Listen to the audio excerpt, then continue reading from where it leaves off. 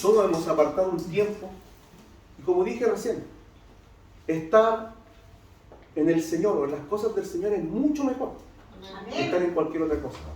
Me acuerdo mucho del relato de Marta y María, dos hermanas, una que estaba muy afanada, turbada, dice la Escritura, haciendo cosas, ocupada. Y Jesús estaba ahí en la casa. Había llegado a la casa Jesús, a la casa de estas dos hermanas. Y una de ellas, que era María, se sentó a los pies de Jesús. Aleluya. Porque ella tenía hambre del Señor. Amén. Ella tenía sed de Dios. Amén. Su espíritu quería anhelar, quería conocer, quería saber más del Señor. Y dice que esa parte no le fue quitada. Gloria a Dios. Pero Marta estaba turbada, estaba haciendo muchas cosas, es verdad. Nosotros hacemos muchas cosas. Y estamos ocupados, tenemos trabajo, tenemos quehaceres, tenemos que ir de un lugar a otro, tenemos que atender nuestros negocios, nuestros trabajos, nuestras responsabilidades como padres, tenemos que hacer muchas cosas. Y muchas veces estamos así en nuestro espíritu, no está quieto, no hay paz, no estamos tranquilos. Pero María sabía lo que era mejor. María entendió que era mejor sentarse y escuchar a Jesús. Amén. Ella entendió que eso era lo mejor que podía recibir, porque ahí es donde el Señor pone verdadera paz, pone verdadera libertad. Ahí es donde Dios nos habla, en la quietud, en la tranquilidad de nuestras vidas. Y por eso que apartamos este tiempo para el Señor, para que Dios nos pueda hablar, para que Dios pueda impartir sanidad, libertad a nuestros corazones. Muchas veces están turbados, oprimidos. Pero ahí está Jesús con la paz que sobrepasa todo entendimiento, esa paz que nadie puede dar. Solamente Cristo puede dar la verdadera paz, el verdadero gozo, la verdadera alegría, la puede dar el Señor, porque el Señor te llena tu corazón, llena lo que está vacío, el vacío que hay dentro de ti lo llena. Y ya no andas buscando por fuera, sino que buscas dentro de ti, porque sabes que dentro de ti está el Señor. Y hay gozo, hay paz, hay tranquilidad, hay vida. Y si un día partes y lo que se pueda presentar mañana, hoy día, lo vas a poder enfrentar. Querido hermano. Y por eso estamos acá. Nos une algo. No sé si es mi celular, no lo sé. Lo voy a verlo. No es el mío, pero hay uno que suena. Si puede poner su celular en silencio, se lo agradezco, pero enormemente.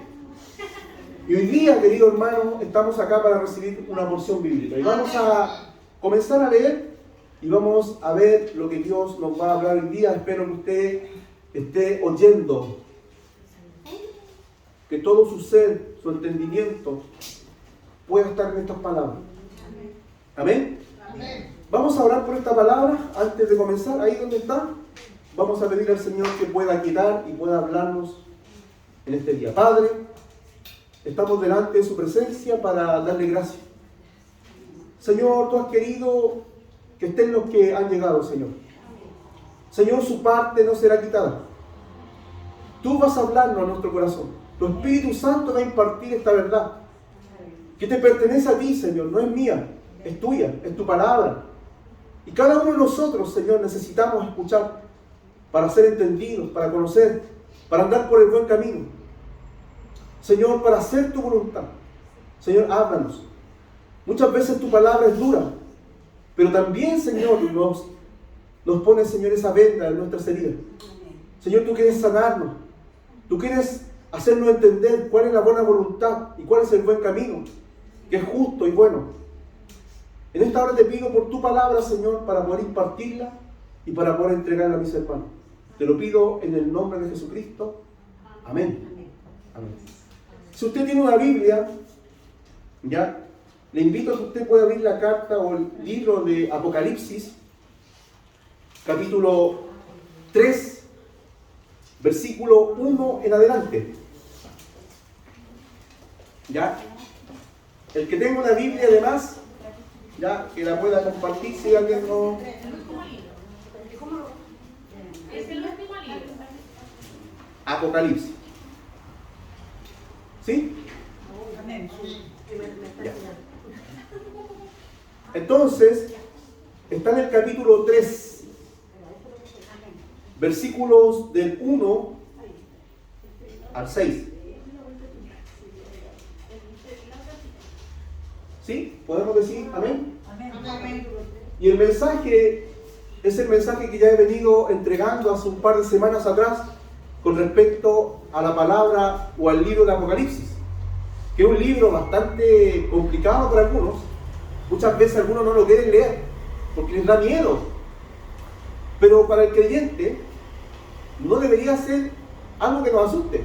Al contrario, debería ser algo importante de saber qué es lo que va a ocurrir en el último tiempo, qué es lo que va a pasar finalmente con la humanidad, con nuestras vidas, qué es lo que va a pasar en el cielo, qué es lo que va a pasar en la tierra, cuándo Cristo va a venir, porque habla de eso, habla de su segunda venida.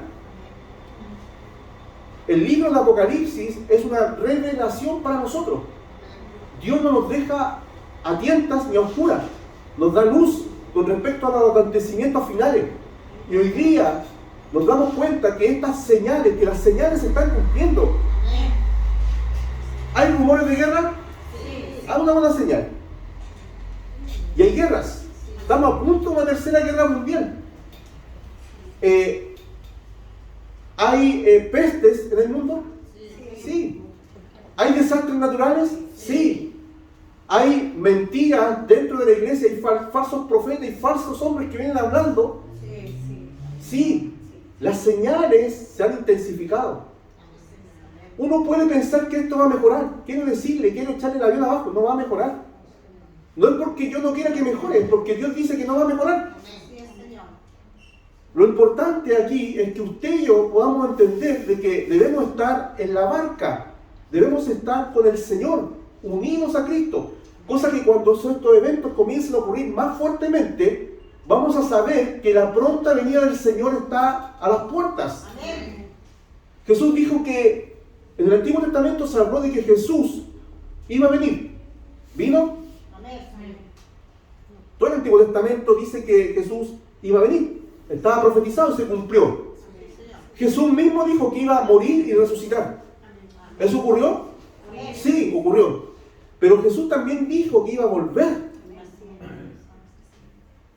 Y eso han pasado 2000 años. Para Dios 2 días.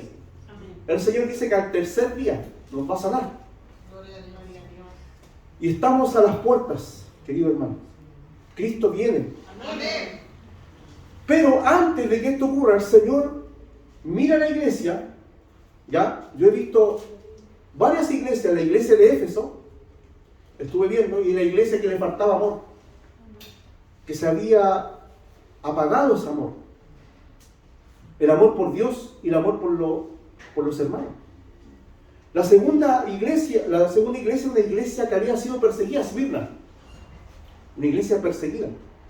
¿La iglesia puede perder el amor? Sí. ¿La iglesia puede ser perseguida? Sí. La tercera iglesia, la iglesia de Pérgamo, era una iglesia mundana. Una iglesia que está dentro de una iglesia que va a la iglesia, a la congregación, va a cantar, va a adorar, pero después hace lo que quiere y vive como quiere. Esa es la iglesia mundana. Está la iglesia de Tiatira, otra iglesia más.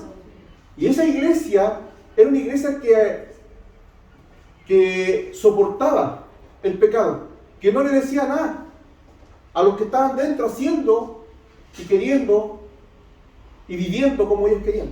Era una iglesia que no tenía problema con escuchar falsa enseñanza a una falsa mujer y además de eso soportar el pecado de aquello. Y nadie le decía nada. O sea, ¿en la iglesia puede pasar eso? Sí puede pasar. Aquí estaba pasando. Y el Señor, como conoce su iglesia, Él sabe que tiene que purificarse. Él sabe que tiene que santificarse su iglesia para estar preparada para ese día que Él viene a buscar una iglesia sin mancha, sin arruga, una iglesia santa. Amén.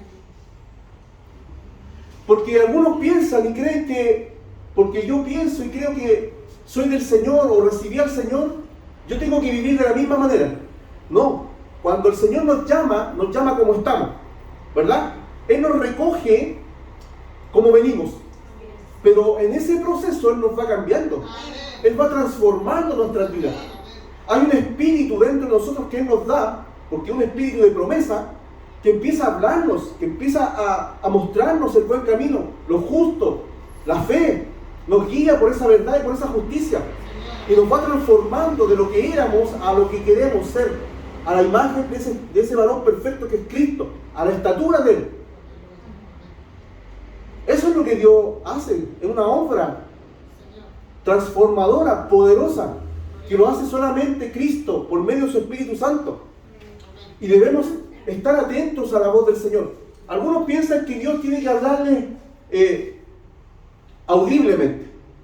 Quiero decirle que el Señor ya habló por medio de su Hijo.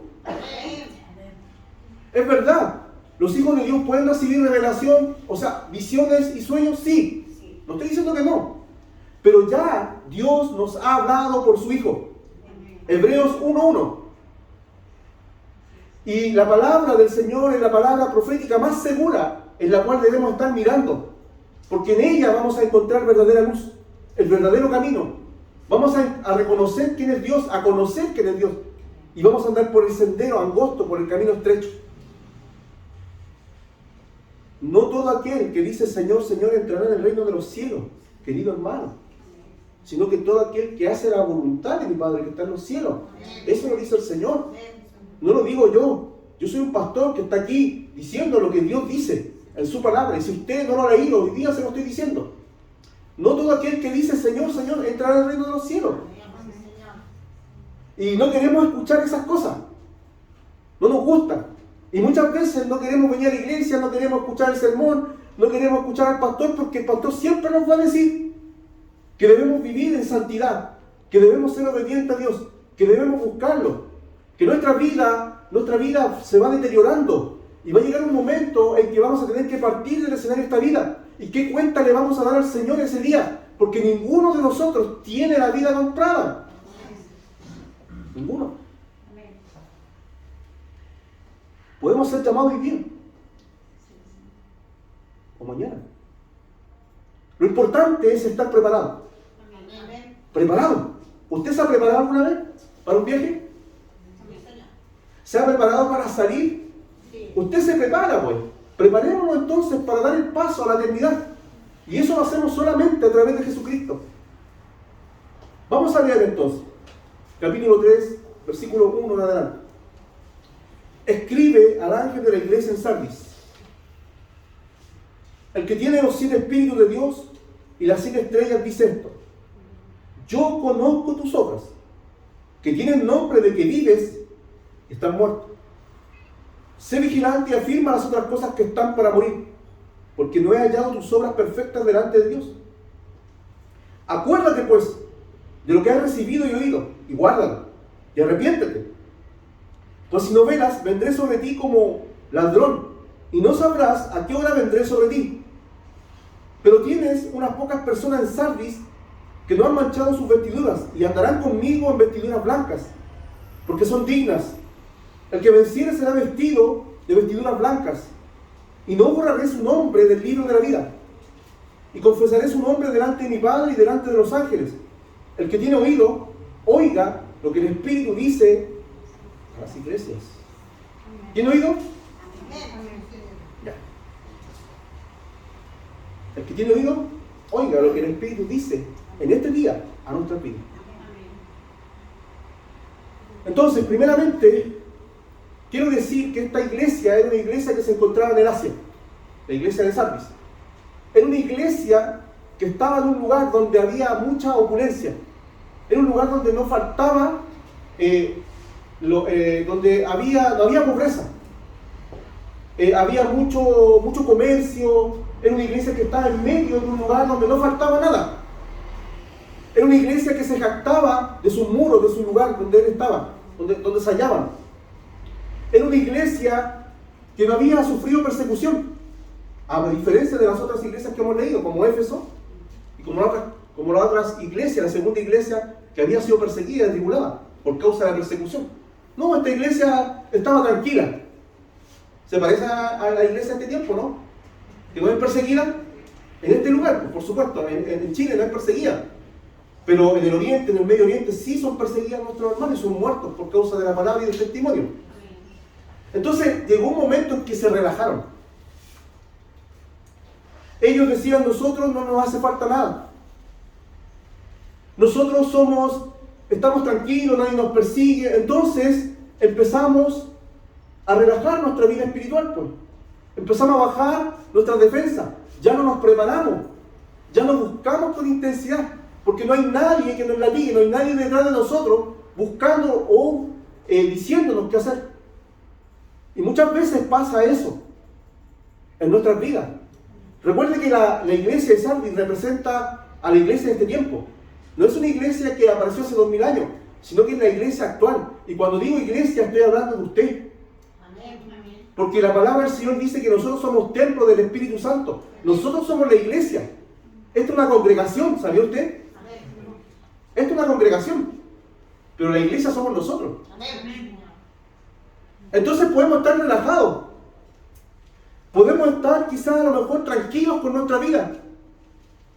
A lo mejor bajando nuestra intensidad espiritual. Y eso es lo que estaba pasando. Y el Señor le escribe al ángel, o le escribe al mensajero, dice en el versículo 1, escribe al ángel de la iglesia en Sardis. O sea, se está dirigiendo al pastor de la iglesia. Pero el pastor no recibe el mensaje para quedárselo a él, sino que este mensaje es para entregarlos a los demás. ¿Y qué debe hacer el pastor?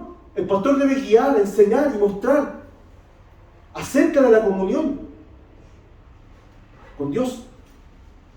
Debemos entender que el Señor pide que tengamos comunión con Él. Y el pastor no se puede guardar, o el que está a cargo de la iglesia no puede decir a los hermanos, váyanse tranquilos, sigan sus vidas iguales. No les va a decir eso. Si no tienes comunión con el Señor, estás separado de Él. El Señor, vamos a decir en ese momento, pero Señor, yo hice tantas cosas en tu nombre, yo no te conozco, te va a decir el Señor. Entonces, ¿qué debe hacer el pastor de la iglesia? Debe guiar, debe enseñar la Biblia, no hablar de Él, no contar ningún chiste, no hacerlos reír. Para eso existe un circo, pero esta es la iglesia, y en la iglesia se habla palabra del Señor. ¿Me entienden? Entonces, ¿qué es lo que quiere el Señor de su iglesia? Que la iglesia tenga comunión con Él. Y cuando hablamos de comunión significa tener y darle el tiempo que le corresponde a Dios en nuestras vidas. Tenemos 24 horas en el día. Y debemos apartar tiempo para orar. Debemos apartar tiempo para buscar en su palabra. Debemos apartar tiempo para venir a la iglesia. Eso es tener comunión. Tener comunión con Dios es estar en su presencia y no fuera de ella. Entonces, el pastor debe guiar a la congregación a que puedan vivir sus vidas en esa verdadera fe y en esa verdadera conducta que Dios nos demanda. Yo tengo que hablarle a usted de fe. Tengo que guiarlo a la fe. Tengo que mostrarle quién es el autor y consumador de la fe. Y este es Jesucristo. Tengo que enseñarle los mandamientos del Señor para que el Señor, cuando llegue ese día y usted se presente delante de él un día, usted pueda entrar sin ningún problema y el Señor abra su puerta y diga, bienvenido, pasa al gozo de tu Señor eterno. Porque no sacamos nada, querido hermano, querido oyente, de ser religioso. Porque va a llegar un día en que vamos a dejar este mundo y vamos a tener que enfrentarnos cara a cara con nuestro Creador. Y si usted no está preparado y yo no estoy preparado, entonces yo fallé como pastor. Pero si yo le estoy enseñando, le estoy guiando, le estoy mostrando el camino, y le estoy exhortando, y le estoy repitiendo, y aunque parezca molesto, significa que yo voy a quedar libre. Que el Señor no me va a poder decir, mire, yo te puse ahí y tú no dijiste la verdad. Tú nunca les dijiste quién era yo. Tú nunca les hablaste del cielo y del infierno. Tú nunca los preparaste para mi segunda venida. Tú nunca le dijiste que en mí había libertad, esperanza y vida eterna. Hay pastores y hay personas que toman este lugar para hablar otras cosas. Pero hoy día yo te estoy hablando lo que dice el Señor. Entonces, el Señor se refiere o le envía el mensaje al pastor de la iglesia. El pastor de la iglesia lo que tiene que hacer es enseñar y mostrar el camino.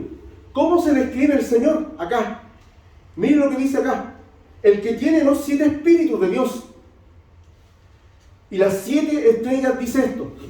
¿Qué es lo que son los 7 espíritus de Dios? Es la plenitud del Espíritu Santo. Y a esa iglesia le faltaba el Espíritu Santo. El Señor tiene todos los recursos para darte vida espiritual. El Señor, si tú quieres ser un hombre, una mujer espiritual, busca en el Señor. El Señor te va a hacer fluir en lo espiritual y vas a entender todas las cosas. El que tiene la provisión completa del Espíritu es el Señor. Y el Señor imparte a cada uno de nosotros este Espíritu.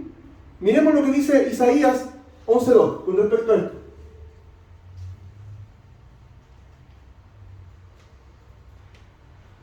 Y reposará sobre él Espíritu de Jehová. ¿Espíritu de qué? De sabiduría. ¿Espíritu de qué? De inteligencia. ¿Espíritu de qué? De consejo y de poder. Espíritu de conocimiento y de temor de Jehová. Eso es lo que imparte el Espíritu Santo en nuestras vidas. Conocer al Señor, tener sabiduría e inteligencia espiritual, entender el consejo de Dios, tener ese poder del Espíritu Santo, conocimiento y temor, porque el principio de la sabiduría es el temor a Jehová. Ese espíritu, los 7 espíritus, está hablando el Señor del Espíritu Santo. Él tiene la plenitud. Lamentablemente esta iglesia no entendía, no tenía conocimiento, no tenía consejo, no entendía del temor del Señor y se había apartado, había dejado al Señor. Pero el Señor se presenta como aquel que tiene esa plenitud y como aquel que puede impartirla y como aquel que puede derramarla y como aquel que puede llenar al que está vacío, al que no tiene espíritu, al que no conoce las cosas espirituales. Y dice que tiene las 7 estrellas en su mano. Eso demuestra que el Señor es dueño de la iglesia. Autoridad y señorío, posesión. ¿Qué dice entonces? Dice el que tiene. La palabra tener significa posesión, significa autoridad, significa el que tiene. Él es el que se señorea de la iglesia. Así que no es el pastor el dueño de la iglesia. Este es un lugar que Dios nos dio o nos permite usar. Pero si apareciera Jesucristo, yo tendría que irme a sentar. Porque Él es el dueño. Él compró la iglesia a precio de sangre. Él pagó en la cruz por nuestros pecados. Él ascendió a la diestra y está a la diestra de Dios Padre, intercediendo por nosotros. Nosotros solamente somos servidores de Cristo. Y tenemos que decir la verdad de acuerdo como que el Señor estuviera aquí hablando. Si usted ha conocido un pastor u otro pastor que le dice otras cosas, tiene que salir volando de ahí. Pero si el pastor está tomando ese lugar que donde uno tiembla, porque este lugar no es fácil de ocupar, porque yo tengo responsabilidad y un día se me va a pedir cuenta por lo que dije y por lo que enseñé. Y yo tengo más responsabilidad al no decir. Hay muchas personas, hay muchos pastores que les gusta agradar a las personas. ¿Sabía usted? Que prefieren agradar a los hombres antes que a Dios. Y restan cosas de la Biblia para que no te sientas incómodo. No te quieren incomodar. Pero déjame decirte que el que está aquí te va a incomodar. Porque Dios me incomoda a mí primero, con su palabra.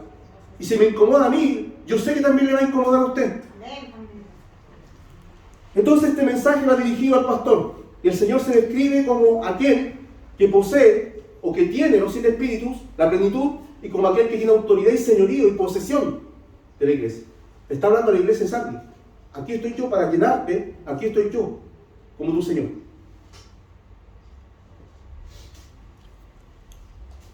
Pero aquí hay una acusación. Y este es el problema de la iglesia. Lamentablemente, a esta iglesia no se le reconoce nada bueno, casi. A diferencia de la otra iglesia. ¿Se acuerda usted de la iglesia? Vamos a poner la iglesia de Éfeso nomás. Dice, yo conozco tus obras, tenía obras, tu arduo trabajo, tenían trabajo, paciencia tenían, que no podía soportar a los malos, tenían discernimiento, ¿ya? Es una iglesia sufriente, que has sufrido, has tenido paciencia, has trabajado arduamente por amor de mi nombre, no has desmayado. O sea, una iglesia que no era mala, Podemos ver otra iglesia, por ejemplo, la de Tiatira. Yo conozco tus obras, amor y fe y servicio y tu paciencia, y que tus obras postreras son más que las primeras. O sea, buenas características de la iglesia. Lamentablemente a esta iglesia no se le dice nada a la de Sardis, a la que estamos viendo. Nada. El Señor no le encuentra nada, va inmediatamente a acusarla. Entonces vamos a ver por qué el Señor hace eso. Dice, yo conozco tus obras.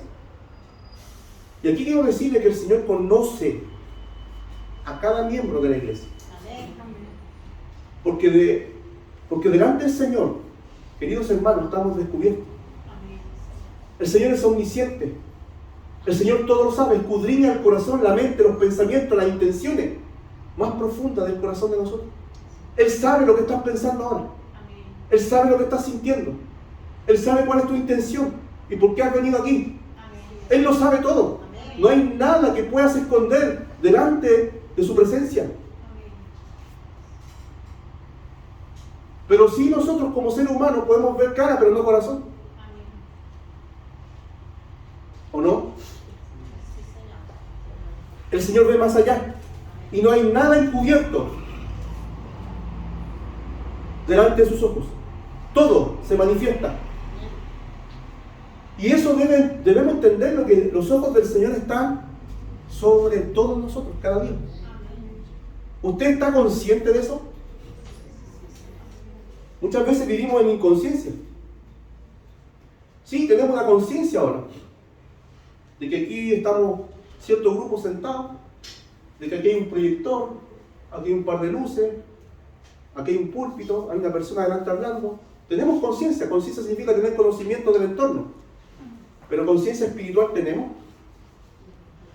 Saber que Dios está hoy día escudriñando nuestros pensamientos. Y no lo hace hoy día, lo hace todos los días. Y todo lo que nosotros hacemos y decimos va a ser anotado. Porque al final del tiempo se van a abrir esos libros. Y por medio de esos libros vamos a ser juzgados. Así que cuidado. Cuidado, querido hermano, con hablar de más. Tenemos que tener mucho cuidado. Porque en ese día no va a haber nadie cerca de nosotros. No va a estar tu mamita, no va a estar tu papito, no va a estar tu hermano, no va a estar el pastor, no va a haber nadie. Solamente Dios, sus ángeles y un tribunal. Y un ángel abriendo libros. Hablamos de los libros. Ya, aquí está Raúl. ¿Qué pasa? Vamos a pedirle cuenta de todo lo que decimos, de todo lo que hacemos. Por eso que necesitamos a Jesucristo como nuestro abogado. Por eso que necesitamos a Jesucristo, para que cuando llegue ese día, Él se acerque y diga, yo pagué por Él. Yo voy a hablar por Él. No tú, yo. Entonces, hay una acusación. La iglesia estaba moribunda, la iglesia estaba muerta. Dice, que tienes nombre de que vives y estás muerto. La declaración, hermano, ¿cómo es posible que una persona esté viva, pero al mismo tiempo esté muerto o moribundo? Es contradictorio de cierta manera, pero existe la vida del ser humano como ahora, y existe la muerte también espiritual. Existe la vida espiritual, existe la muerte espiritual, así como existe la vida terrenal, como hoy día la estamos viviendo, también existe la vida espiritual y la muerte espiritual. Y esta iglesia estaba muerta espiritualmente, ese es el problema. Tú dices que estás vivo, sí, pero estás muerto, le dice el Señor. ¿Lo dice o no? Estamos en el 3.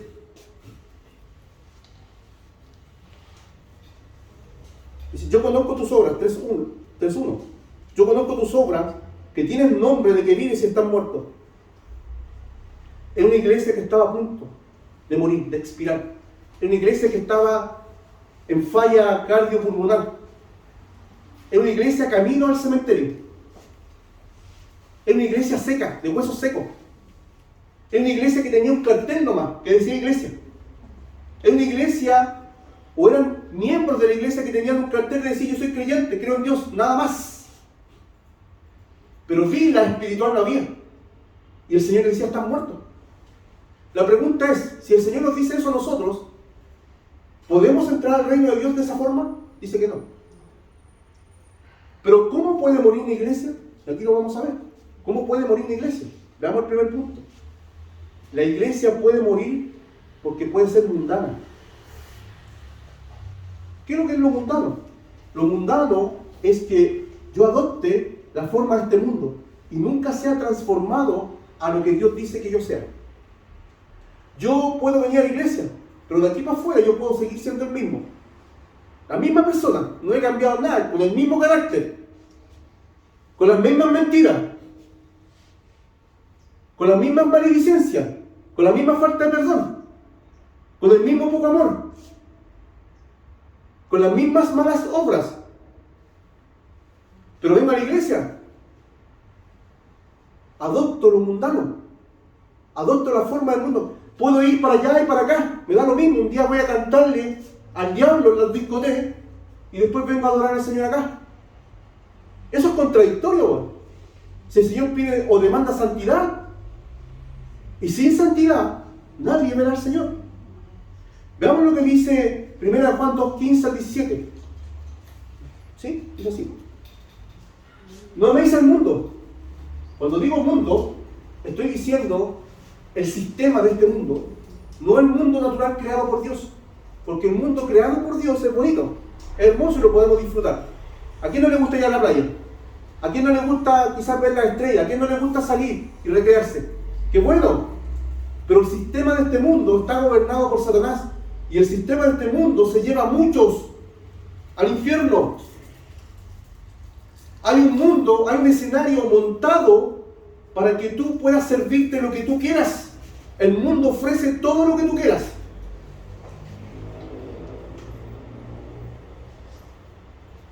Y está disponible. ¿Qué dice? No améis al mundo, ni las cosas que están en el mundo. Si alguno ama el mundo, el amor del Padre no está en él.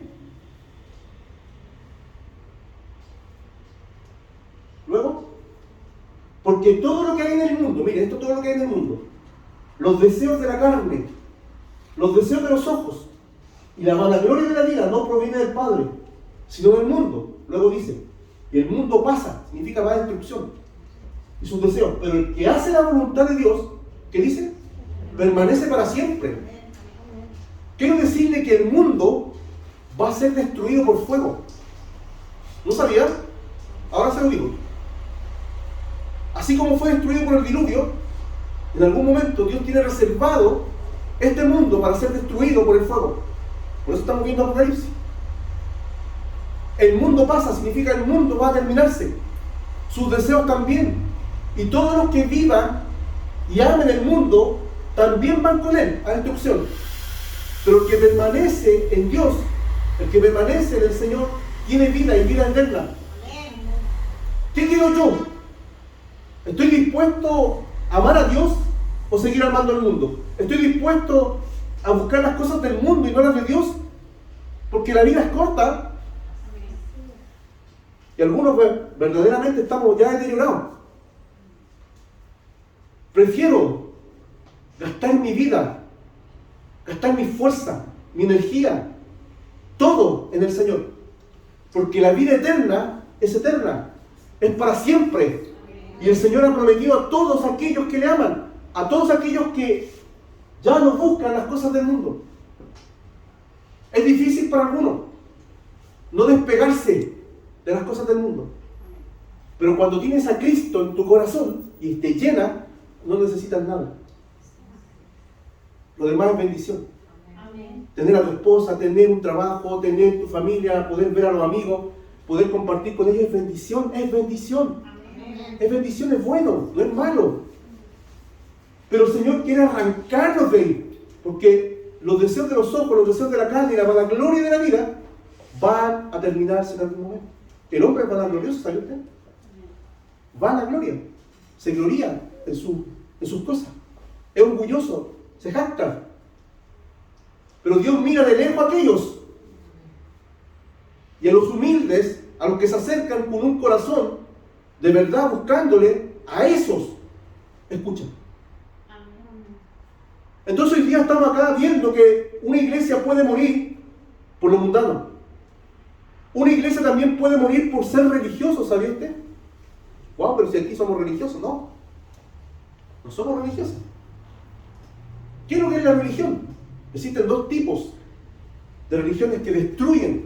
Una que destruye al hombre y otra que lo salva.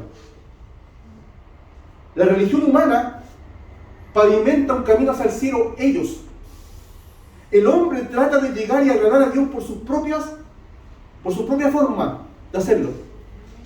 Con ritos, con liturgias, por obras, pensando que porque se porta bien o hace ciertas cosas, él va a ganar el favor de Dios. No es así. Ninguno va a ser justificado por las obras. La religión destruye, la religión destituye al hombre del cielo. ¿Sabía usted? El que yo me comporte y sea religioso, e incluso quizás venga a la iglesia, a lo mejor de cierta ofrenda, a lo mejor no me pierdo ninguna predicación, a lo mejor canto en la iglesia, y a lo mejor hago buenas obras a mi prójimo y no me meto con nadie, eso no salva. No salva al hombre, lo destituye. Porque para Dios nuestras justicias son trapos de inmundicia. Así lo dice. Todo lo que hagamos para alcanzar la salvación o el agrado de Dios por nuestros propios méritos o formas, Dios le desagrada y lo desecha. Y hoy día el mundo hace eso. ¿Cuántas religiones no hay que tratan de alcanzar divinidad, que tratan de alcanzar las cosas del Señor y no pueden? Dios les cierra la puerta en la cara.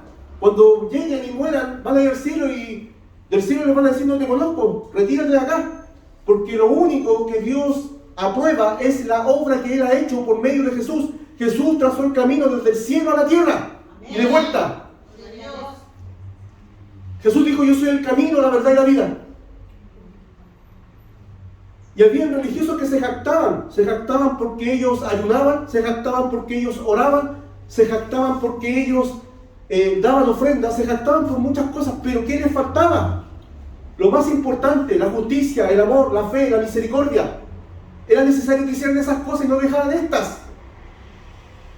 Cuando yo hago las cosas para el Señor sin amor, sin fe, sin justicia, no sirven de nada. Y hay un ay para los religiosos. Ese ay significa juicio. ¿Sabía usted? ¿Somos religiosos entonces? ¿O estoy en Cristo? ¿O escucho a Cristo? Y obedezco a Cristo? ¿Y estoy en el camino correcto? Y camino y entiendo que hay un camino que Él nos hizo y Él nos lleva allá. Nadie viene al Padre sino a través de mí, dijo Cristo. Pero el hombre insiste en ser un religioso. El hombre insiste en presentarse delante de Dios como Él quiere. Él cree y se autoengaña pensando que eso va a agradar a Dios. Siendo que Dios, Jesucristo, cuando estuvo acá, discutía con los religiosos. Les decía sepulcro blanqueado. Les decía días ciegos de ciego. No entren ustedes y están llevándose a otros al infierno. Se lo oponían, no tenían fe. Eran hombres que no tenían misericordia. Hombres que no eran justos. Pero les decían a otros qué hacer. Eso se llama hipocresía. Ninguna religión te va a salvar, querido hermano. La salvación viene de Jehová y está en Cristo. Amén. Si tú crees en Jesús, Él ya hizo la obra. Gloria a Dios. Y Él te justifica gratuitamente. Amén. Y Él te salva gratuitamente. Y no tienes que hacer nada, ninguna obra para ganar tu salvación. Es solamente creer lo que Dios hizo por medio de Cristo en la cruz. Y eso es la fe. Hemos depositado nuestra fe en Jesús. Amén. El autor y consumador de la fe. Aleluya. Amén. Entonces, lo mundano, lo religioso, te deja fuera, te hace morir. La carnalidad. Veamos lo que dice con respecto a la carnalidad. La carnalidad, ¿qué es lo que significa la carnalidad? Son todos los pecados de la carne que podemos practicar. A lo mejor usted esperaba un mensaje distinto, pero usted sabe cómo soy y cómo predico.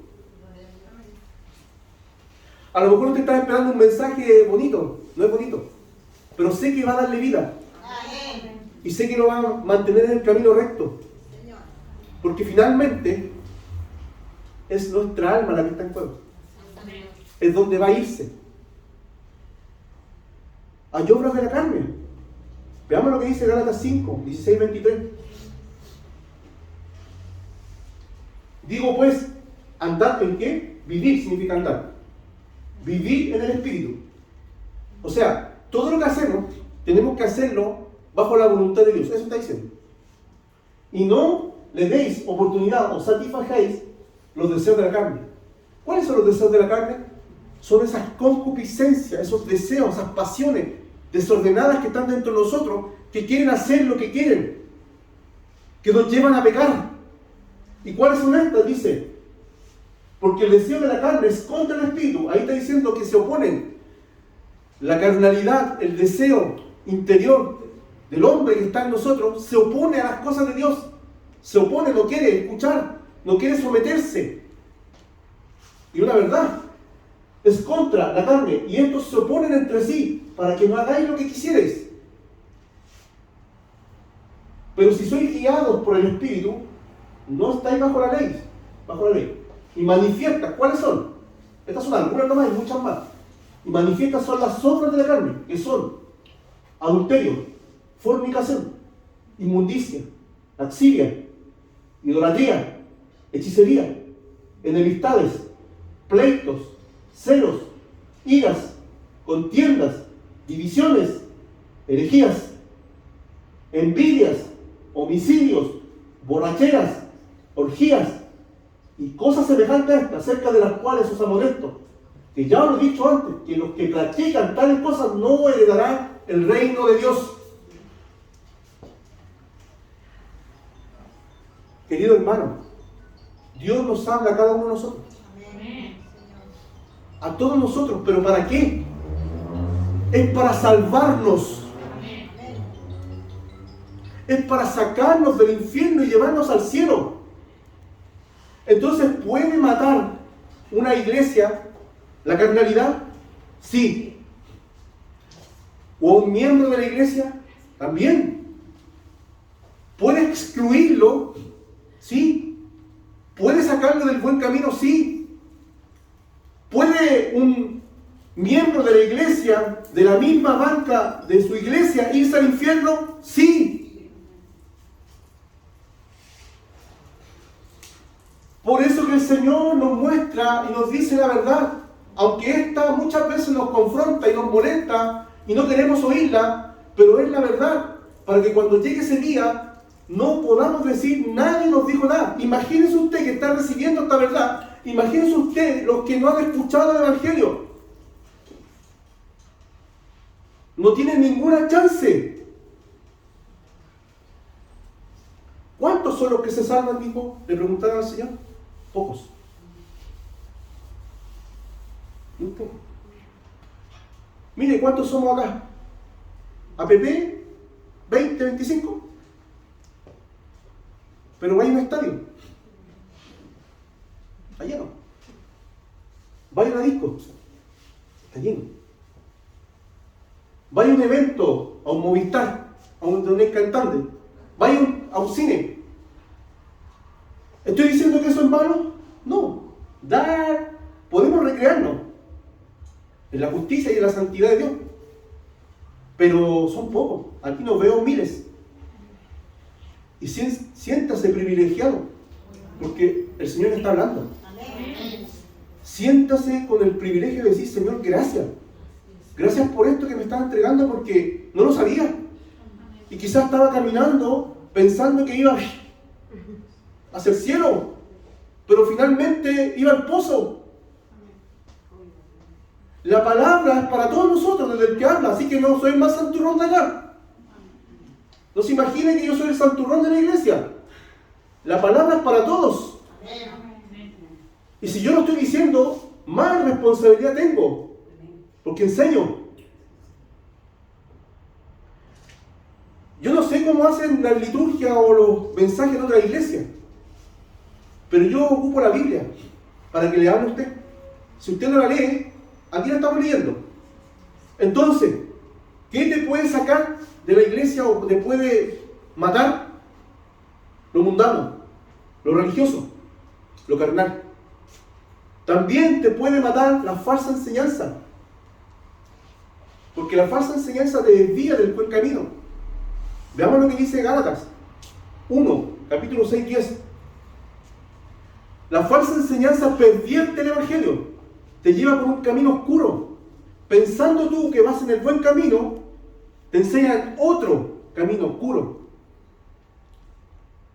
Y te puede llevar a perder esa gracia y salvadora que puede haber en nosotros. Estoy maravillado, estoy hablando a una iglesia que se llamaba Los Gálatas. Ellos habían recibido a Cristo en un principio, pero ¿sabe qué es lo que pasó? No permanecieron en esa enseñanza. Empezaron a escuchar a otros que vinieron a la iglesia a enseñar y se empezaron a apartar de la verdadera fe. Y eso provocó que ellos cayeran de la gracia y estaban a merced y expuestos a perderse. Pablo les dice: estoy maravillado de que tan pronto os hayáis alejado del que os llamó por la gracia. ¿Qué lo llamó? Jesús. La gracia de Cristo, para seguir un evangelio que diferente. Hay falso evangelio, hay falsa enseñanza. No todo es verdad, no todo es luz. Satanás se viste de ángel de luz y te muestra una luz falsa. Todo lo que no te lleva a Cristo es falso. Todo lo que no te muestre el camino y no te guíe al Espíritu del Señor, a la verdad, es falso. Porque Satanás también ocupa a hombres para hablar. También existen los falsos profetas, los falsos pastores, los falsos predicadores, los falsos hermanos, las falsas enseñanzas. Y hay muchas en el mundo. Hoy día usted escucha de todo. Pero se había maravillado porque habían escuchado un evangelio distinto. Veamos. No que haya otro, lo deja claro. No hay otro evangelio, hay uno. Ahí está. Sino que hay algunos que os perturban y quieren pervertir el evangelio de Cristo. Más si aún nosotros, dice el mismo apóstol Pablo, dice: si aún más nosotros o un ángel del cielo os anunciare otro evangelio diferente del que os hemos anunciado, sea maldito. Eso significa anatema. ¿Dice eso? Amén. Como antes hemos dicho, también ahora, lo repito: si alguno predica diferente evangelio del que habéis recibido, sea maldito. Pues busco ahora el favor de los hombres o el de Dios. Una pregunta que él se estaba haciendo a sí mismo. Y él dijo claramente: o trato de agradar a los hombres, pues si todavía agradar a los hombres, no sería siervo de Cristo. Y el pastor debe hablar la verdad de Cristo, no agradando a los hombres. Aunque estos se molesten, aunque estos digan lo que digan del pastor, tiene que seguir predicando el evangelio, porque no agrado a los hombres, agrado a Dios. Si no, sería servidor de Cristo. Y este lugar no tendría que estar acá parado. Pero hay algunos que traen otro evangelio, uno que es fabuloso, que es bueno, que le gusta escuchar, que no habla de pecado, que no habla de infierno, que no habla de juicio, y sacan todas esas palabras y las iglesias se llenan. Se llenan. Si yo sacara todo eso, esta iglesia estaría llena. Pero un infierno me espera si lo hago. ¿Sabía usted que hay iglesias que hay más de 2000 congregantes, pero no se puede nombrar la palabra pecado? ¿Sí? No se dice. Se le dice otra cosa. Son problemas. No pecados, son problemas. Y le dicen: no, si Dios te conoce, así, Dios te va a aceptar. No hablan del infierno, no tocan ese tema, porque se les puede ir. Porque hacen mercadería. Pero son. Quiero decir, hermano, que prefiero decir la verdad y que usted se moleste en este lugar antes que se vaya al infierno. Quiero que todos estemos un día, así como hoy día estamos acá, que un día todos estemos en el cielo. Amén.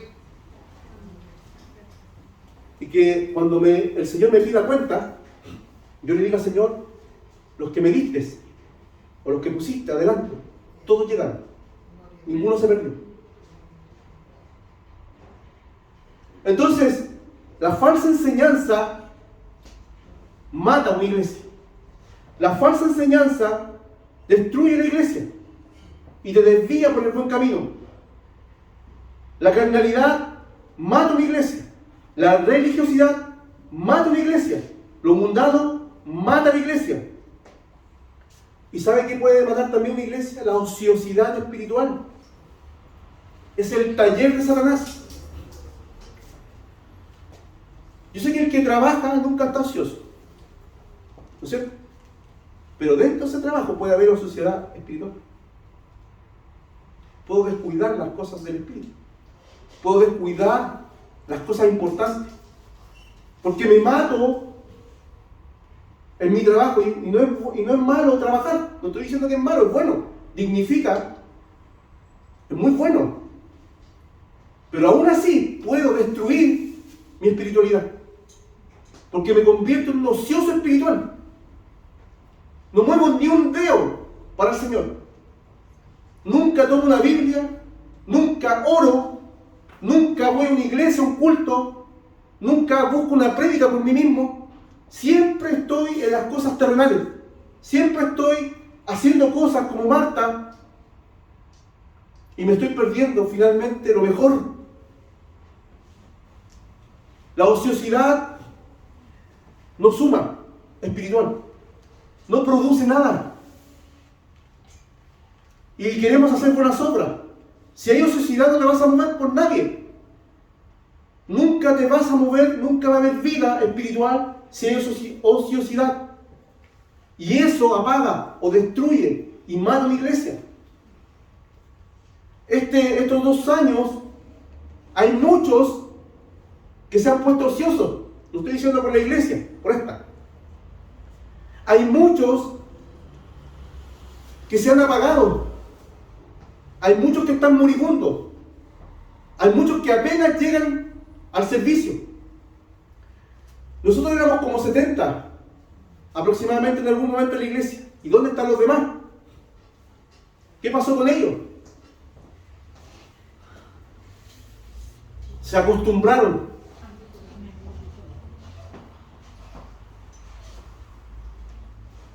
Romanos 12:1-2, debemos renovar nuestros pensamientos, debemos renovar nuestra mente, debemos renovar esto primero para que empiece a actuar nuestra vida y empiece a ejercerse la fe verdadera en obras que Dios demanda. Así que, hermanos, ruego por la misericordia de Dios que presentéis vuestros cuerpos en sacrificio vivo, santo, agradable a Dios, que es vuestro culto entendido. Pues si yo soy una persona entendida en la voluntad de Dios, en lo que Dios me demanda, en lo que Dios quiere. No soy un neófito, no entiendo que Dios me demanda y me dice lo que debo hacer, y yo lo debo hacer. Debo moverme en el plano espiritual. Debo activar mi fe, porque la fe sin obra está muerta. Veamos lo que dice acá. No os conforméis, o sea, no te adaptes a este siglo, sino transformados. Metamorfosis significa eso. Transformados. Cambia por medio de la renovación. ¿De qué? Del entendimiento. ¿Pero cuál entendimiento? Espiritual. Para que comprobéis cuál sea ¿qué? La buena voluntad de Dios, que es agradable y perfecta. Si yo no transformo mi mente, nunca voy a accionar lo de Dios. Porque voy a seguir pensando lo mismo. Salgo de acá, se me olvidó el sermón y vuelvo a mis pensamientos. Vuelvo a todo lo que soy. En vez de transformarme, de renovarme, de cambiar mi pensamiento para actuar con vida espiritual, quedo paralizado, detenido, sin fruto. Jesús se topó con una higuera Él quería sacar fruto de esa higuera. No encontró. ¿Sabe lo que encontró esa higuera? Solamente ramas, follaje. Era una higuera aparentemente a la vista perfecta, visualmente, frondosa, pero no tenía lo importante, el fruto. Jesús tenía hambre y esa higuera debía proveer para Jesús y para sus discípulos en ese momento. Jesús la maldijo, le dijo: sécate, y ese árbol se secó. Y Dios nos ve a nosotros con vida espiritual llevando fruto para que el Señor pueda ver que ese fruto permanece y este fruto se entrega a los demás. Buenas obras, amor, paciencia, benignidad, bondad para con los demás. Pero si no hay fruto, ¿qué vas a dar? Seco y está propenso ¿a qué? A ser maldecida y a secarse y tomarse y echarse al fuego. No sirve. Podemos tener vida, pero Jesús demanda fruto espiritual. ¿Cuál es el fruto espiritual? Gálatas nos dice: amor. ¿Qué más? Gozo. ¿Qué más? Paz. ¿Qué más? Benignidad. ¿Qué más? Bondad, fe, mansedumbre. Esto es lo que Dios espera que llevemos. ¿Qué? Amor. Gozo. El gozo está adentro. No se compare con alegría. Paz. Paciencia. Benignidad. Bondad. Fe. Mansedumbre. Dominio propio. Contra estas cosas Dios no te acusa. Dice: no hay ley. No hay nada que te acuse.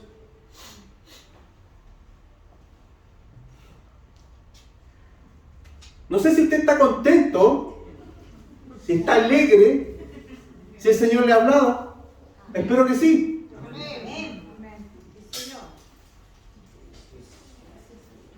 La única manera de poder estar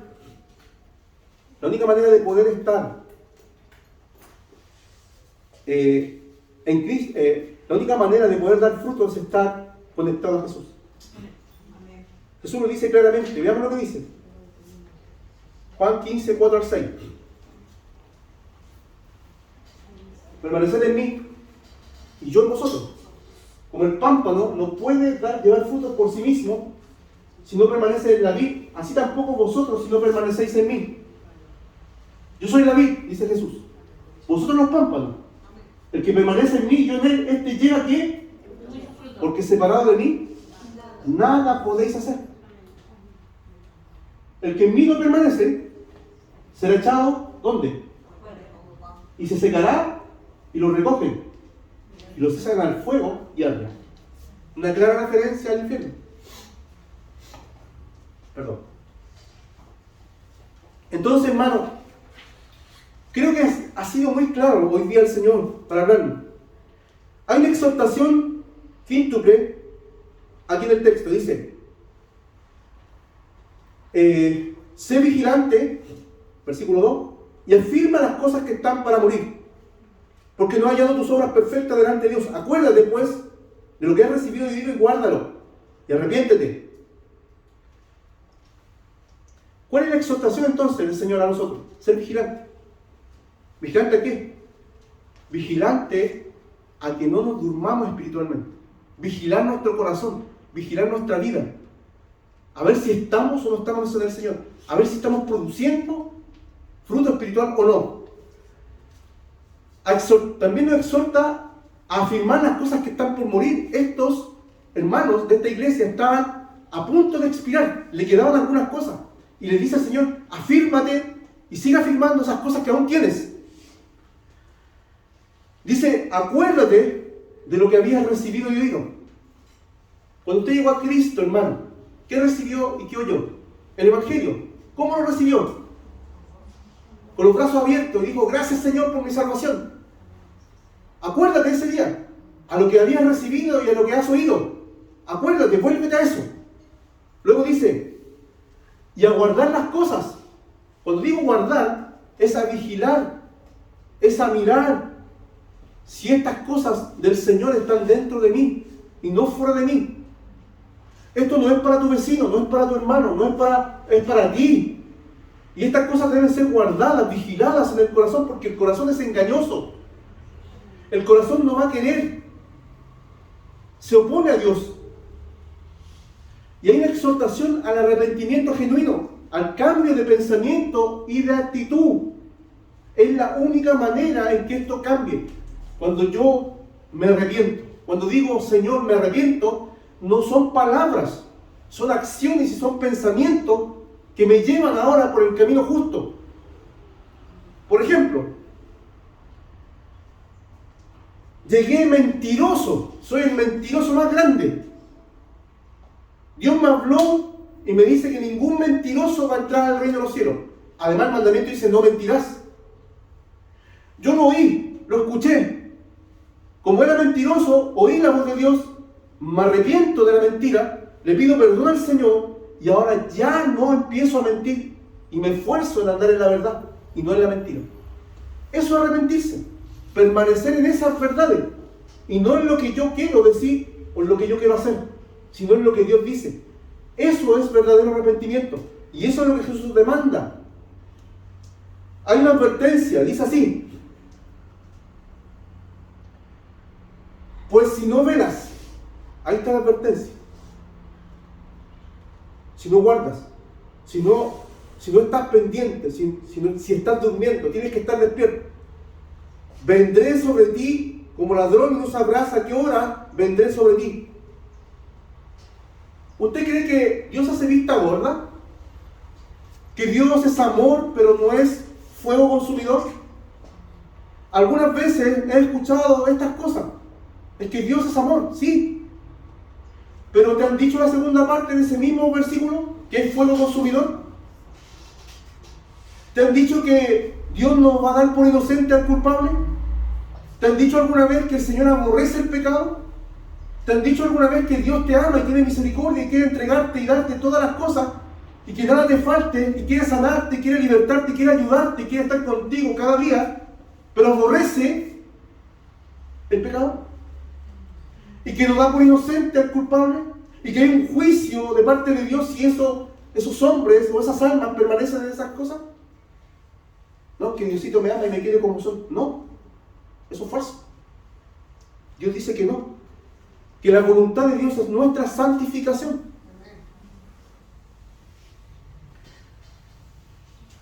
Ay, Señor, me has dicho tanto hoy día, ¿cómo lo puedo hacer? No se desespere, que el Señor nos ayuda en todo esto. Nos está diciendo cosas fuertes, pero no para destruirnos, sino para disciplinar, para enseñar, para mostrar, para guiarnos y para que podamos cambiar.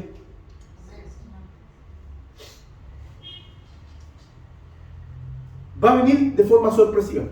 Hay una segunda venida. Nadie sabe el día y la hora, pero Cristo viene. Y lo otro, no pensemos que esto va a ser de aquí a 30 años, 40 años. Puede ser hoy día, puede ser mañana. Pero también tenemos que entender que nos podemos encontrar con Él hoy día o mañana. Hay algunos que salen y no vuelven. Hay algunos que se acuestan y no despiertan. Y es una realidad, no estoy mintiendo. No estoy mintiendo. Pero el Señor reconoce en el 3:4 a algunos. Pero tienes unas pocas personas en Sardis que no han manchado sus vestiduras y andarán conmigo en vestiduras blancas. Había unos pocos que estaban viviendo de acuerdo a lo que Dios demanda. Y yo sé que aquí somos ellos. Espero que sí. Que no vamos a manchar nuestras vestiduras, que somos pocos, pero vamos a ser fieles al Señor. No vamos a ofender a nuestro Dios con nuestras acciones ni con nuestra vida, sino que al contrario, vamos a vivir en santidad, en obediencia y en lo que Dios demanda. Porque no vamos a manchar nuestras vestiduras. Porque no nos hemos metido ni con el mundo, ni con lo religioso, ni con lo carnal. Sí, podemos tropezar, sí, pero permanecemos y venimos al Señor a que nos lave. Hay un remanente fiel al Señor. Hay un remanente que ama al Señor. Hay pocos hijos que sí están dispuestos a seguir al Señor. Si hay un grupo que ama al Señor de verdad, con hechos, no con palabras. Hay un grupo de hijos de Dios que sí quieren agradar a Dios y que no se quieren perder. Hay un grupo que sí quiere obedecer a Dios y que está dispuesto a dar su vida por Él. Sí hay un grupo dentro de la iglesia, y espero que en esta iglesia seamos todos, que sí estamos dispuestos a cambiar nuestras vidas, nuestro pensar y vivir para el Señor. Que es más importante la vida espiritual que la vida material, porque esta se va a acabar. Pero el que permanece en mis palabras va a vivir para siempre. Y Jesús prometió a aquellos que le aman, a aquellos que guardan sus mandamientos, vida y vida de abundancia, vida eterna. Y el galardón también que les va a dar. El Señor ha prometido herencia. El Señor ha prometido cosas grandes para aquellos que verdaderamente pagan el precio, aquellos que toman la cruz y le siguen, aquellos que andan en el camino angosto, aquellos que lo transan, aquellos que están despiertos y entendidos en las cosas de Dios. El Señor los mira y los mira con agrado y los ayuda. Y todo lo que pidieras al Padre en mi nombre yo lo haré, dice el Señor. Pero aquellos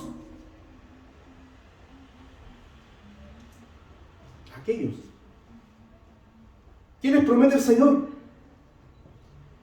Los vencedores recibirán vestiduras blancas. El mismo Señor les va a poner vestiduras blancas. Los vencedores están inscritos en el libro de la vida y su nombre no va a ser borrado. Los vencedores serán presentados delante de Dios y de los ángeles. Dios va a confesarlos delante y los va a presentar y les va a decir: estos son mis hijos.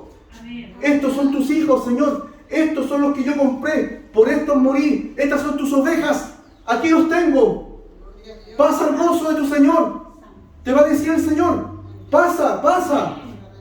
Ábrele las puertas de par en par, que iré del cielo y todas las promesas.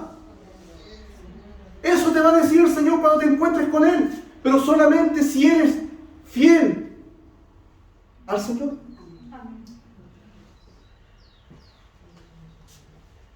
Pero tienes unas pocas personas en Sardis que no han manchado sus vestiduras y andarán conmigo en vestiduras blancas, porque son dignas. El que venciere será vestido de vestiduras blancas, y no borraré su nombre del libro de la vida, y confesaré su nombre delante de mi Padre y delante de los ángeles. Y el consejo final es este: el que tiene oído, oiga lo que el Espíritu ha dicho hoy a esta iglesia. No es simplemente, amado, oír, es hacer.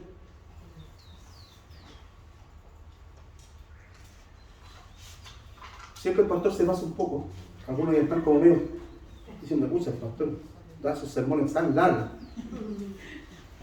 Pero quiero decirle, hermano, que necesitamos escuchar hoy día palabra de Dios.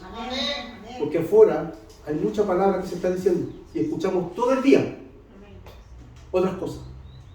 Pero aquí hemos venido a escuchar palabra de Dios.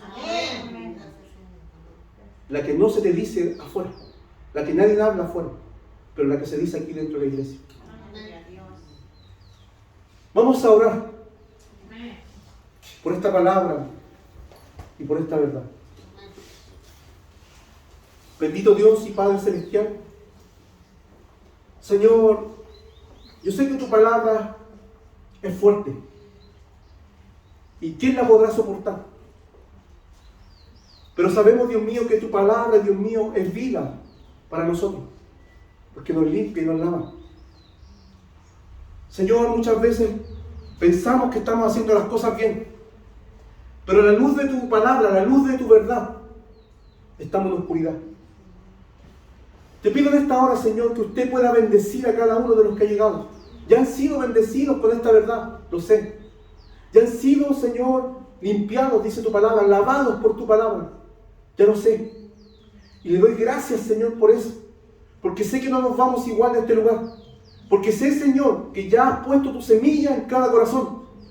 Porque sé, Señor, que tus ovejas oyen tu voz y te siguen. Porque somos pueblo tuyo y ovejas tuyas, Señor. que necesitamos ser lavados, trasquiladas por ti. Yo te pido en esta hora que usted pueda impartir vida, bendición, sanidad, libertad y todo lo que necesitamos en nuestras vidas. Te damos gracias por tu palabra y por tu Santo Espíritu. Señor, en el nombre de Jesús te lo pido y le damos gracias. Amén.